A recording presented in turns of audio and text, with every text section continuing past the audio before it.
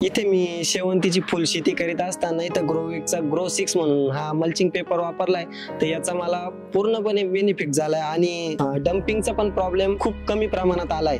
आणि एक सरीला मी local ब्रँडचा paper वापरला आहे, तर तिथं सगळ्याच प्रकारची मला अडचण आली आणि ग्रोविकचा जो ग्रो 6 पेपर वापरलाय तिथे फुटव्याची पण संख्या खूप मोठ्या प्रमाणात आहे, सगळ्याच बाबतीत चांगलं आहे।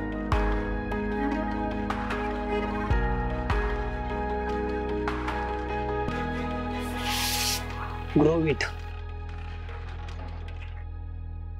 नमस्कार, माझं नाव मयूर दिनकर जाधव, राहणार लोणवाडी, तालुका निफाड, जिल्हा नाशिक। माझं शिक्षण ग्रॅज्युएशन कंप्लीट होतं आणि घरची परिस्थिती थोडी क्रिटिकल असल्यामुळे मी शेतीकडे थोडासा वाटचाल केली बुवा असं। अगोदर मी द्राक्ष शेतीकडे वळलो होतो। 3 वर्ष द्राक्ष शेती केल्यानंतर काही तांत्रिक अडचणी आल्यामुळे मी फुल शेतीकडे वळलो। अगोदर मी पारंपरिक पद्धतीने फुल शेती करीत होतो, तर नंतर मल्चिंग पेपरची माहिती मिळाल्यानंतर मी मल्चिंग पेपर टाकून ही फुल शेती करायला लागलो। फुल शेती करत असताना मी मल्चिंग पेपर हा शुभम ट्रेडर्स मधून ग्रोविट ग्रो 6 हा पेपर वापरलाय। त्याच्यावरती मी शेवंती भाग्यश्री व्हाईट म्हणून ही लागवड केली आणि मला चांगला प्रतिसाद मिळाला।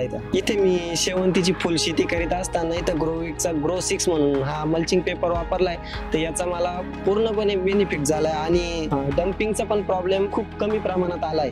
आणि एक सरीला मी लोकल ब्रँडचा पेपर वापरला आहे, तर तिथं सगळ्याच प्रकारची मला अडचण आली आणि ग्रोविटचा जो ग्रो 6 पेपर वापरलाय तिथे फुटव्याची पण संख्या खूप मोठ्या प्रमाणात आहे, सगळ्याच बाबतीत चांगलं आहे। शुभम ट्रेडर्स म्हणजेच अमोल शंकरपाळ यांनी मला ग्रोविटचा ग्रो 6 वापरण्याची कल्पना दिली, तर त्याचा पण मला चांगल्या प्रमाणात हे झाला आणि मुळ्यांची संख्या, पाणी नियोजन हे खूप कमी प्रमाणात त्याच्यावर काम करतं बुवा असं। धन्यवाद। मी ग्रोविटचा शेतकरी। ग्रोविट, वी हेल्प यू ग्रो।